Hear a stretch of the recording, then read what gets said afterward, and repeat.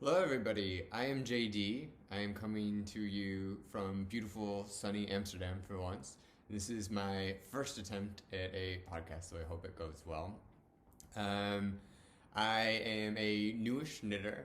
I have been knitting since July, and it's now May. We'll see when this episode comes out. I have no idea. And yeah, I decided to start a podcast, trying to find a little bit of community and see what happens. Now, as you can probably see, I knit in all black, so I don't know exactly if this will go well or not. I tried a low contrast room, so we have the dark blue wall. I have a white wall that seems to be washing me out upstairs. So with the side light, I'm hoping that this will capture on film and that we can make everything all right. But welcome. Um, yeah, so as I said, I'm just trying this out and seeing how it goes, and hopefully the answer is well. Um, yeah, a little bit about me. I am a project knitter, I guess. I love the outcome, which is why I have this in black. I only wear black. It's sort of a uniform that I have, but I really enjoy knitting. And I like it's like doom scrolling, but then at the end you have like a beautiful product that you can wear and share with people. But if I wear it for myself, I only wear black. So it's this whole journey of like, where are these beautiful black yarns, how it's gonna work, how these sweaters turn out, if it's gonna show or not. So yeah, it's sort of an interesting thing. So if you see some colors, it's probably not for me, or I'm going to give it away or wear it or something. We're not quite there yet. I've only been knitting for like 10 months so far, but I love sweaters. I just, something about a sweater is great. A top-down sweater, so much fun to knit. I love a cable. It's a love-hate relationship in making, but they're beautiful, and we'll see some of that coming up. I'm looking to the side here. That's where my stash is. Um, so yeah, I just love knitwear. It's cozy. I'm always cold. It's freezing here. I just never get out of a sweater. So why not? It really brings me joy. Um, yeah, so like I said, the all black is a little bit complicated. I know that it's not like the most sustainable with the dyeing process, but I tried to go with all natural fibers. So viscose, wool, I love wool. And I'm experimenting with some plant fibers. We'll get more into that. I need almost the projects for it, but I'm sure they will come up. I have a long list on my Ravelry queue. And yeah, I try not to knit with anything that includes synthetic materials unless it's like 100%. So with some of the crochet that I've done, I've tried to get like 100% acrylic, because that way it is at least recyclable, even if it is plastic. But in general, I like the idea of the natural fiber, and I think that's completely possible with what we have. So why not? Let's go for it. Yeah, I'm just kind of trying this out and seeing what's happening. I really like to. I'm really bad at following patterns as well. Meaning, it's a custom made garment. I'm making this for myself or for somebody that I love, and why not just modify it to the way that you like? So I'll talk about the modifications I did with this. This is the first sweater I ever made. This is the Redford sweater. I got it off of Brooklyn Tweed. It has this nice little V detail over here. I changed it to a 3x1 ribbing. But other than that, it's just a regular sweater. It does have this nice feature on the side. I don't know if you can see this, but it has exposed seams everywhere, which I thought was really nice. For a first sweater, knitting this in like 6 pieces, I don't know if I'd recommend, but it turned out great. I used bicycle yarn from Stephen West. Stephen and Penelope is my local yarn store, so I went there and I was like, look, I've never knit a sweater. I only knit in black. What do you have for me? I found this pattern that I like. We can do this. And they were super helpful. I tried kicking off knitting right when the pandemic started before, and I lived in a different place in Amsterdam, and the local yarn store there was terrible, so I didn't knit for 2 years. But I decided I really wanted to do it. I wanted a sweater that I made, so I did this. It was a really enjoyable pattern. I learned a lot, as evidenced by it being my first one. I probably would not do the 3x1 ribbing again. It just doesn't seem great, and I can learn to attach sleeves a little better. I've gotten better at it since then, but yeah. And then I also modified this. This was originally supposed to be the purl side, but I put the knit side because I just liked it there. But this is a really super comfortable sweater. It's quite a dense fabric. I am quite a tight knitter, and with the gauge, it just turned out really thick, and that makes me happy. I love wearing it out. It's great to wear to yoga. For some reason, a hand knit wearing to yoga for me seems like a really big hippie dream, so why not? It was a labor of love, but in the end, it really is it's super nice. I love wearing it. For some reason, when it's in my wardrobe, I'm like, well, I don't know. And then I put it on and I'm like, oh yeah, this is great. So I would highly recommend this pattern if you so choose. So I'm gonna try to go by the regular podcast way with the finished object, work in progress, and then acquisitions. We'll see if this is the format I stick to, but for a first one, who cares? Let's go for it. I have upcoming at the end of this week, which I'm very excited for, a trip to Greece for a holiday. And I wanted what I'm calling a summer cable sweater. I looked online and I found this DNA pullover by Andrea Call. It's in the Interweave Knits Winter 2019 catalog. So it was just like a Ravelry deep dive. Let's see what cables we can do. I'm obsessed with cables. I love them. I have like a whole adventure that I want to do that with. We can explore on the podcast later. But I made this shirt and I learned a lot and it was beautiful. So it is quite a loose fabric. It has these DNA sort of strands over here, which is why it's called the DNA pullover. And it's, other than that, it's just sort of an Aran weight sweater. There's supposed to be something on the sleeve, but because of the fabric that this is, it just didn't seem to be really good. So I just made a sleeve in the round using the stitch counts that they wanted to. It's really kind of a cool thing. I would never do this again like this, but I think it's nice. But I got like a fine thing, and I knit it on 5mm needles, and I wanted it slightly oversized, so I think I knit like the large, and I was still a little bit under gauge.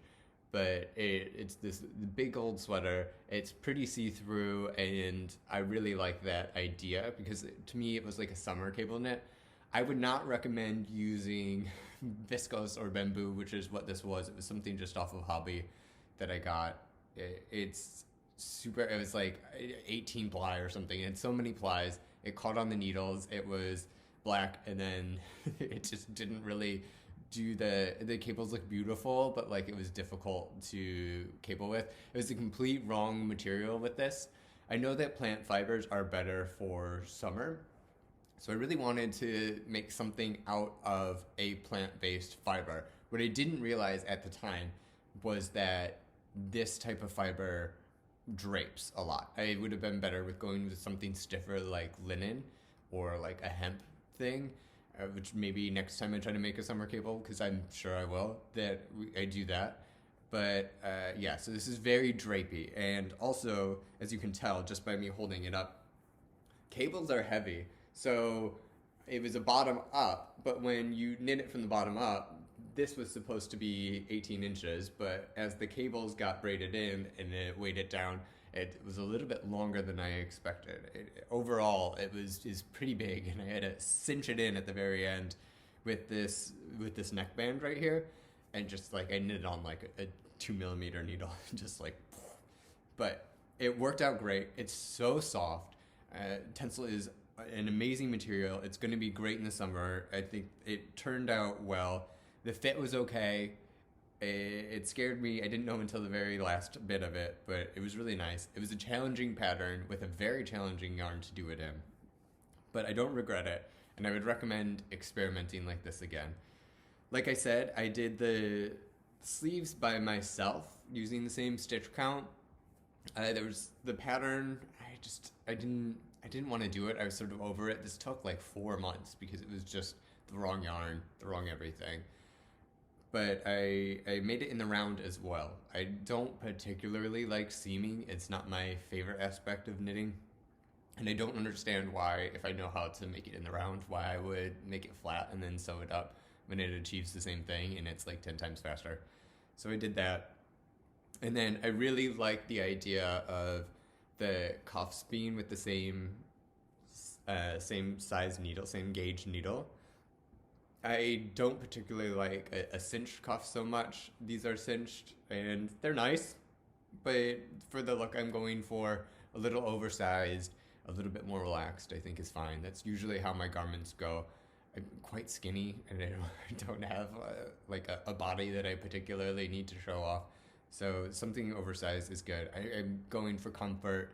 Like I said, everything's just black, so everything matches. I don't particularly care a whole lot of the aesthetic. It's a little bit of an interesting thing, and then just like a cozy black sweater that makes me feel good is what I'm aiming for.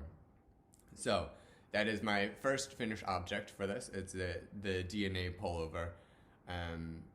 Yeah, I don't know if I'd recommend it or not, but it was a very big learning experience, and I'm super glad that I did it. And I'm looking forward to other summer capable pullovers, and we'll see how that goes in the future. Another one after that I did as a palette cleanser is the Oslo Hat by Petite Knit, and this is a fantastic pattern. It's a little wonky because I didn't have the 3mm on my interchangeable set, and that's what I knit the rest of this on, and so I used a 3.75 up here, so it gets a little big in the top, but it's wonderful. I'm a hat knitter or like a beanie knitter. That's what I first started knitting. I'm not a sock guy. I just don't have interest in doing socks, but I like a palette cleanser. I like something in the round. I like something that's easy and I can give away. So I have a whole stash of hats that I've knit from scrap yarn. That's another thing that I use it for, is for scrap yarn, especially with leftover crochet scrap yarn. So I crocheted for a couple years before I started knitting. I just have this stash that I don't know what to do with and I can't make a blanket out of. And yeah, so I had a bunch of this yellow color and I was like, let's knit it up. It took like 2 days, 3 days. It's fantastic. I really enjoy the detail with the rolled over hood, and then it's combined down here, and then there's different stitches. And yeah, I will be making more of these. I think it looks cool. I have a little tag on it, but it looks nice, super warm. I'll make one in black for myself for sure for the winter. And yeah, I'll add it to my stack of stuff. So, oh, beautiful hair. Sorry about that. So, it's nice. I can't speak more highly about it. I would probably make this either a lot shorter or a lot longer.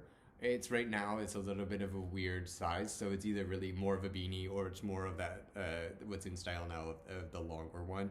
I like this because it's all knit stitch, so it's super mindless. You don't even have to worry about rib.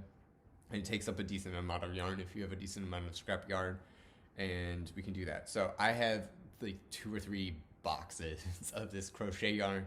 It's Cosyfine, and it was like the only thing available in the Netherlands that was somewhat affordable that I could find. So I used a ton of it, but then they have all these scraps. So that's usually what I do when I go into hats, and I'll probably make some color work stuff with it, and more of these. So that's finished object number 2. And then for this next one, this is a classic jumper by Knitwits and Yarns, but I modified it a lot. So my boyfriend wanted me to recreate this sweater that he had from when he worked at All Saints or something. It was a stripy sweater. It was a really boxy knit, and he loved it, and he like burnt a hole in it or something. I'm not really quite sure. It was before my time. And I found the classic jumper by Knitwits and Yarns on Instagram, actually. It has a really boxy fit, which seemed to go well, and it was a pretty simple pattern. So I decided to get it and see what happens. Now, this was a whole journey, and I completely messed up. But it said like a worsted / Aran weight yarn. So I found something that was like close stitch-wise. It was called Molly Fine. I found it on Hobbii. Would not recommend this yarn. It's beautiful to wear and it's super soft, but it was really inconsistently spun. Like some parts were like DK, if not smaller, maybe sport weight, and then other parts were just these like huge clumps. So there's these real inconsistencies in the pattern, which you can't really see here.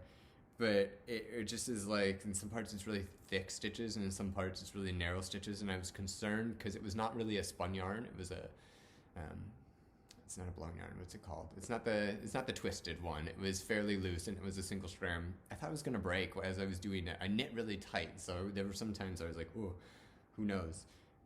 But yeah, it was interesting, and I modified this. I knit like the small-ish one, or like the extra small one, but then I modified the lengths to go with something that might work, and it was just a big mess. So the width is too small, so this is now my sweater, not his. And and we had this detail that he wanted where it was a split seam for the rib, and it was just a loose gauge, and then because of the gauge of the yarn, this was like, I don't know, 2 stitches for every one of these. And I had to figure that out. It turned out beautiful. I really liked it, but I don't think I'll make it again or try a different yarn for his. It's a very basic sweater, but it's also seamed, and I know that was such a simple thing that I can make it less seamed and still boxy, so I could do that. The sleeves are somewhat similar. It looks really good on. It's super, super warm because of the yarn that I used. It's very, like, it holds a lot of air, and it's very dense, which is fantastic for me. He's a sweaty Betty, so that's not going to happen. So we need to redo this one. But I'm going to start from scratch. I'm just going to use the principles of the sweater, and I'm just going to make a new one. Jumping to acquisitions then, because this is how this makes more sense. I ordered then some drops for the next sweater. So I got this drops cotton merino, and I got it in the black and then also the natural color. And we're gonna make some modifications. This is it, it's blowing out. The lighting's so difficult to show here. But yeah, this would be better for him. It's a mix of fiber, so it still has the softness of the merino, but it's more breathable and light from the cotton.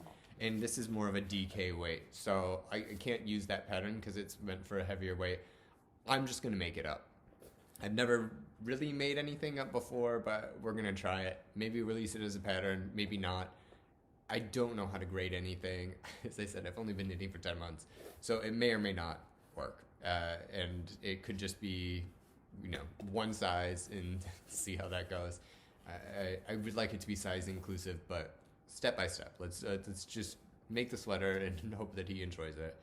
But yeah, I'm gonna knit it as a tube, I think, and then break when it comes to the underarm, and then knit the front and the back, and then I'll knit tubes for the sleeves and seam them in, and hopefully that will work, and hopefully I bought enough yarn, because I don't really know if I did for that. So that's the story of the classic jumper and the perhaps Hamburglar, Pugsley Adams, who knows, whatever sweater for the next one. In terms of other things, I do have some crochet projects, because they said I did crochet starting around the pandemic. I lost my job. They fired all the freelancers, so I'm like, well, I'm just going to sit here and crochet, and I did a bunch of stuff. So I have some of that. My mom loves a blanket, and she came and visited us in December and was like, I need a blanket. It's like, okay. I did try to order some stuff from Joanne, but because I'm in Europe, it was like so complicated. It took a month, and then they sent the wrong order, and then they had to like pay to send it back, and it was just too much. For some reason, like the crochet yarn, everything is so small in Europe, and it's just like I just needed something bigger to work with. Whatever. So I found this I Heart yarn, and it was in cotton, and I just made it. My mom picked out a blue that she liked, but I used the, what is it called? The Basketweave Diamond Throw. and this thing is huge. It's like it's meant to go on the bed and cover her on her side of the bed. So it's not like a queen size bed width, but it is a queen size bed length. And then I just have this basket weave, this little diamond pattern with like a shell and a picot edge. She'll love it. It will be nice and warm. It's dense. That's all she likes. I have a blanket that's something similar. It's a bit trapezoidy. It didn't keep track of my stitch counts exactly very well, but it's made with love. She doesn't mind. I'll put a little tag on it and she'll cherish it forever. So that will be good. It's an enjoyable pattern to make. This is sort of the second time I've made it. This obviously it doesn't, if you look at the actual pattern, it has the rows going a different way. So I sort of made up the stitch counts and the pattern, but it was basically the same way of going about things. I've just modified it, sort of tilted it on the edge and done some repeats. It was great. I have a ton of this yarn left. I don't know what I'm going to do with it. This is not my color. I don't think it's enough for a blanket. I can maybe make a sweater out of it, but I don't know what sweater I would make out of intense blue cotton yarn. But something will pop up, maybe a billow, who knows. Crochet is always a good, easy project for me. For some reason, I can do it really quick. I can design on crochet. It's a fast process. It makes sense to me, but I don't like it as much as knitting, but it happens. So that is my, what is this? The Basketweave Diamond Throw by Bonnie Baker, and it was a free pattern on Yarn Inspirations, which is where I found it, and it is going to be well loved. For my next one, I found this one on Pinterest, right? So this is a blanket I made. It was super quick. It's called the Silver Squares blanket because it was made in a silver yarn, or gray actually, when I found it on Pinterest, and it sent me to a link which I've lost, and it's somebody's website where they just tell you the pattern. It's a pretty simple repeat. It's a lot of half double crochets. And I had this Hobbii Amigo yarn that I absolutely hate. It's 100% acrylic. It's not my color. I don't know why I bought it. Well, I tell you why I bought it. Because I didn't want to use the Cosyfine that I've been using for all the other crochet. And this was when I got fired again. My company went bankrupt last year that I was working for, and I had some time, so I found this like Celtic, knot blanket that I was like, oh yeah, I'm gonna make this, and I want to use a thicker yarn than the Cosyfine, which is like a DK weight, and this is maybe a worsted. It has a lot of air in it, but it's also really cheap, and it's not my favorite. It's not my favorite to work with. I had to use my metal crochet hooks because otherwise it snagged and it like ripped everything apart. But the blanket is nice. It went fast. I think I'm gonna send it to my brother, my sister-in-law. The pattern is beautiful.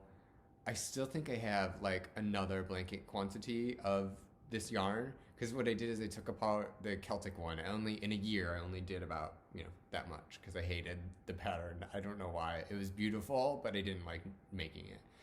And there's some babies coming up, so somebody may be getting a waffle stitch baby blanket in green. This is like a seafoam green. It's showing up a little bit blue because my room is completely blue.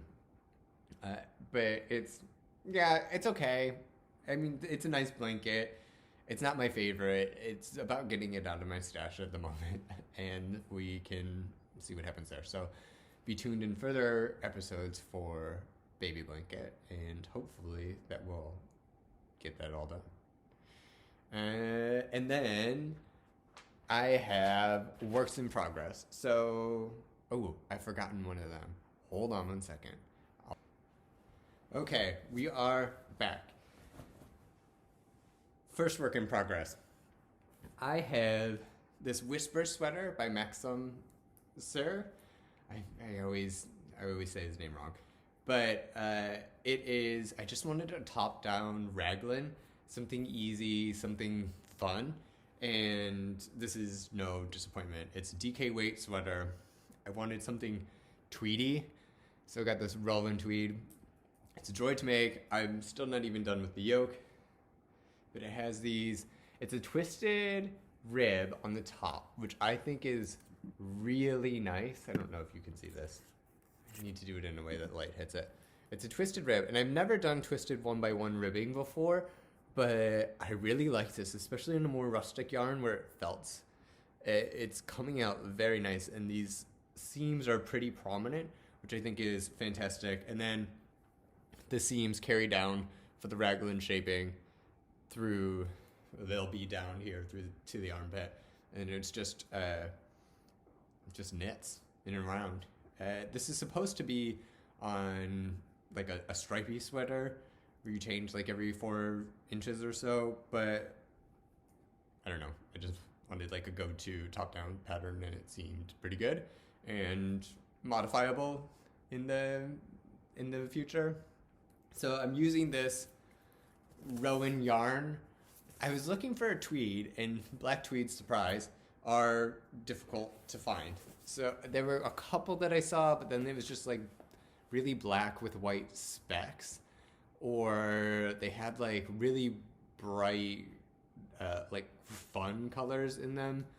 I know that the confetti one by, what was it, La Bien-Aimée, has like these neon colors in them, and it's just not me.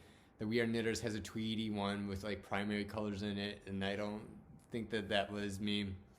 But I found this one online. It is the Rowan yarn in just black tweed. It's less black than I was thinking it would be, but it will work. I mean, it's dark. It will work with my aesthetic. Came in this beautiful box, like just like this, and you open it up. This is really luxury yarn, and they come stacked, and it's just like the most beautiful presentation of yarn that I've ever gotten. It's a felted tweed. It's 50 grams. It has some more info on it. It's part viscose. Okay, so it's 50% wool, 25% alpaca, 25% viscose. So they're all natural materials. The viscose and the alpaca, I think, but mostly the viscose, gives it a little bit more drape and softness. It's really like, and there's a little bit of hair to it almost. I don't know exactly what fiber that comes from, but it has a little bit more drape. It's a little bit less structured than I was anticipating it being. It's a dream. It's fantastic to work with. It's like, I love a DK weight yarn. I don't know why, but I do. And then it just knits up so quickly, and as you see in the sample, it's really beautiful. I don't know if I ordered enough. I'm a grown man. I got the yardage correct, but it just doesn't seem like this is enough yarn for a sweater. Hopefully it is, because also it's going to be a little bit lighter, but I don't know. We'll see. I did spend a little bit more on this yarn because I wanted a specific yarn, but I knit actually a decent amount. And with that, I tried to get more economical yarns, especially because I'm largely a product knitter, so I don't really care. I mean, I do care about the yarn I use, but it doesn't need to be like all those fancy ones, which are beautiful. But like fancy yarns with the sweaters quantity, I'm not spending 200 euros per sweater. It's just not going to happen. Every once in a while, yeah, but in general, like I'm just not going to do it. I knit one of these like every other month is the schedule I'm going on, plus hats and I don't know, scarves and stuff, and it's just like there's no way. But that leaves me open to explore a bunch of opportunities when it comes to different black yarns and what we can do. So if anybody has suggestions on really nice black yarns, we can go for that. That's why I ordered the drops. I'm trying to find some more affordable stuff. So the drops is the cotton merino that I'm using for my future whatever sweater that I design. And then also, I've been thinking about yarn cones, because if I'm going to knit everything in black, I'll need like my standard, what's my fingering weight black, what's my DK weight black, what's my worsted weight black, like what is my go-to for knitting a sweater, and then I can just use that. And I'm thinking cones is going to be a really good way for me to do that, and I can just buy in bulk. I'm not going to get a bunch of like different stuff with different colors. Like I can get like 3 cones, and I know I can make X amount of sweaters, and hopefully it will be good. So what I did is I felt compelled to buy the Holst Super Soft. I've seen this everywhere. It's been in my local yarn store. I'm like, I'm gonna use this somehow or another, and yeah, I figured I could give it a try. On the on the cone, it feels kind of soft. It's a little bit rougher. It's like a fingering weight yarn, and it has the spinning oil in it, and I know that I need to wash it out before I do anything. But I figured I'd try it. It's pretty cheap. It came from Norway. I did have to pay shipping, but it was still like, I don't know, 35 euros, and I bought some like needles and some scissors that didn't work. But in general, it could be a really good option. But I haven't gotten a clear answer on how like next to skin this is. I know people have different tolerances, and people are like, oh yeah, it is super soft, and other people are like, I don't know. And it's hard to gauge because the spinning oil makes it feel almost plasticky, like really like tough to some extent, and the fabric doesn't knit up in a beautiful way. But so I wanted to try this out, and I thought, okay, every year I'm going to make myself at least one winter hat and a scarf, and this is a perfect one to try out for a scarf because I don't care if that's super soft or not. But I would like to figure it out. Also, I'm going on holiday in, I don't know, 5 days. And I figured, hey, I just need something easy to knit on. So a scarf would be good for a repeat. And if I can fit this in my suitcase, then I can just knit like on it all the time and just go around and around and around and around. So what I have determined to make is, if I can untangle it, let me look at my notes. This. It's called the Brette Scarf by, I'm going to say this wrong, Rastus Su. He's a designer, I believe, based in Taiwan. And what this is it's like an origami scarf.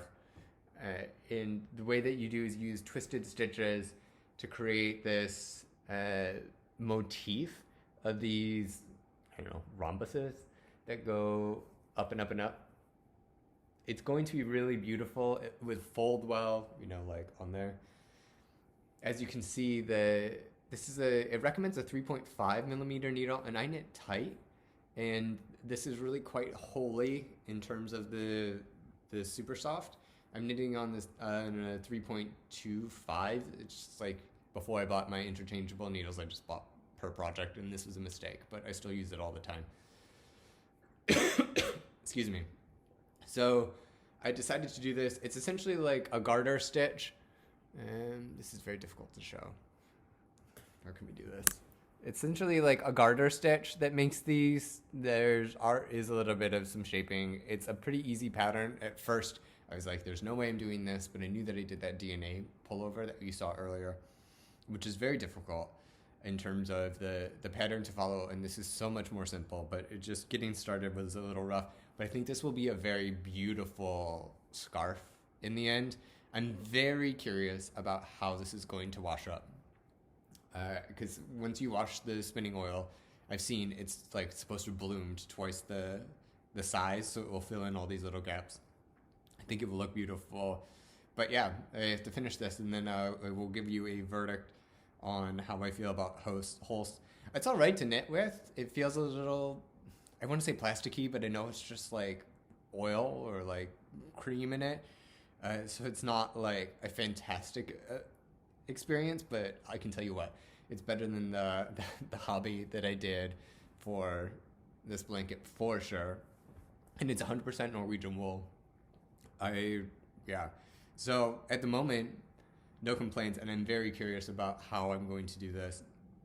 And then also for washing it, what I do, which I'm very curious about what other people will have to say, I tried to do a lot of things fairly sustainably.